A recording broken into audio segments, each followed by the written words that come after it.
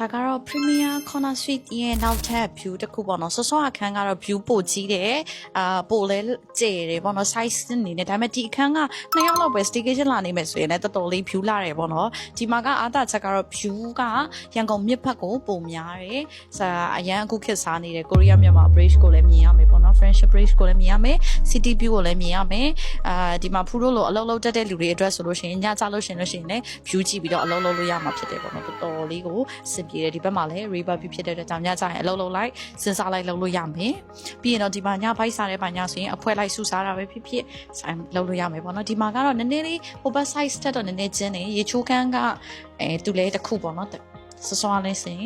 ဒီမှာတော့ stand ရေချိုးလို့ရမယ် bed ရှိမယ် bed ကနေကြည့်မယ်ဆိုရင်လည်းဒီရန်ကုန်မြစ်ရဲ့ view ကြီးကိုမြင်ရမှာဖြစ်ပါတယ်ရှင်။သူကတော့ရေချိုးခန်းကတော့ဒီခန်းပို့ဆိုင်ပါတယ်ဒီဘက်ကနေကြည့်လို့ရှိရင် view ကလည်းနည်းနည်းလေးပုံမြင်ရမယ်လို့ထင်လို့ပေါ့နော်ဆိုတော့ရန်ကုန်မြစ် view လေးနေပေါ့ဒါကတော့ကိုကြိုက်တာကိုရေးလို့ရတယ်စောစောအခန်းကိုပဲကြိုက်တယ်ဆိုရင်တော့ကြိုတင် booking တင်ပြီးတော့ relax လုပ်ဖို့တော့